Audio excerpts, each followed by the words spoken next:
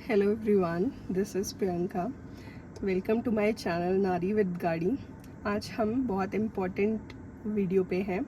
इस वीडियो में आपको मैं पूरा एसी सिस्टम के बारे में बताऊंगी। हम कैसे बाहर की ठंडी हवा गाड़ी में लेके आ सकते हैं, कब हम रीसर्कुलेटिंग बटन को यूज़ करें, कब हम अपने एसी बटन को कैसे यूज़ करें, किस तरह यूज़ करें कि हम उसकी प्रोडक्टिविटी इंक्रीज़ कर सकें।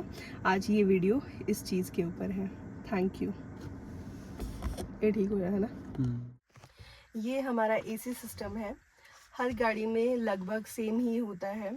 हम इस चीज़ को कैसे यूज़ करें, किस तरीके से हम इसे अच्छे से यूज़ कर सकते हैं अपने हिसाब से, वो आज हम जानेंगे।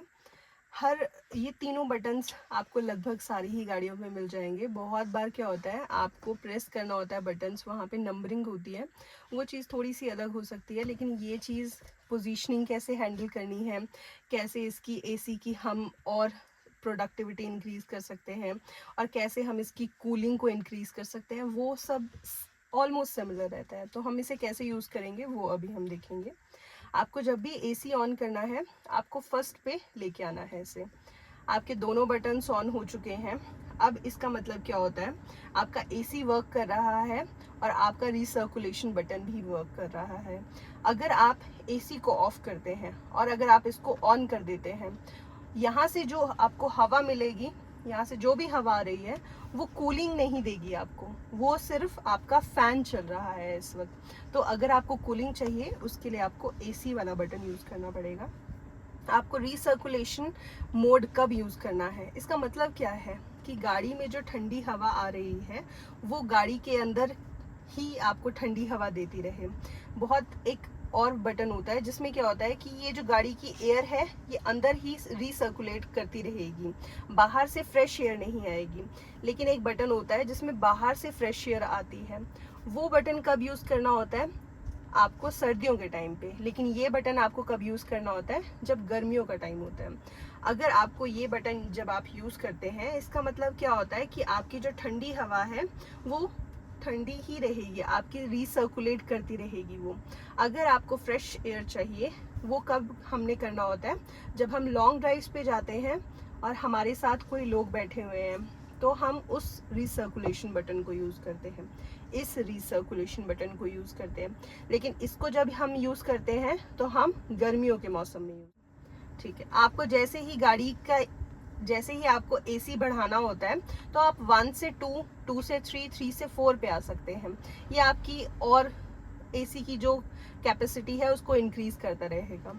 आप 2 पे आएंगे, एसी की वर्किंग और फास्ट हो चुकी है। आप 3 पे आएंगे, एसी की बढ़ती ही जाएगी। जितने आप इंक्रीज करेंगे, उतनी ज़्यादा वर्किंग इंक्रीज होती जाएगी। इसके बाद जब हम गाड़ी में कूलिंग बटन पे, मतलब कूलिंग को इंक्रीज जब हमने करना होता है, जो कूलिंग होती है गाड़ी की, वो जो कूलिंग होती है एसी की, वो इस नॉब से हम बिल्कुल डिसाइड कर सकते हैं। अगर आप इस नॉब को, ये रेड जो इस पे डॉट है, इस पॉइंट को अगर हम मैक्सिमम चाहते हैं, तो हमें एक्सट्रीम लेफ्ट पे करना है। अगर हम चाहते हैं कि बाहर का मौसम ज़्यादा ठंडा नहीं है और हमें हल्की सी कूलिंग चाहिए, तो मैंने इसकी कूलिंग को डिक्रीज कर दिया है। और अगर आपको कूलिंग नहीं चाहिए और सर्दियों का मौसम है, जैसे अगर सपोज कीजिए, तो हम हीटिंग वाली साइड पे आ सकते हैं। और अब गाड़ी से हमें ठंडी हवा नहीं मिलेगी, अब कूल एयर नहीं आएगी, अब सिर्फ हॉट एयर आएगी। और हॉट एयर कब चाहिए होती है हमें, सर्दियों के टाइम पे। तो हम इसकी कैपेसिटी को भी उस वक्त इंक्रीज या डिक्रीज कर सकते हैं। एक्सट्रीम राइट पे जाएंगे तो इंक्रीज हो जाएगी। अगर हमें थोड़ी कम गर्म हवा चाहिए, तो हम डिक्रीज वाले साइड पे जा सकते हैं। अब अगर आप बैठे हुए हैं और आप चाहते हैं कि जो एसी की हवा है, इसको हम ऑब्वियसली अपने हिसाब से अरेंज कर सकते हैं, एडजस्ट कर सकते हैं। लेकिन हम इस नॉब के हिसाब से भी कर सकते हैं।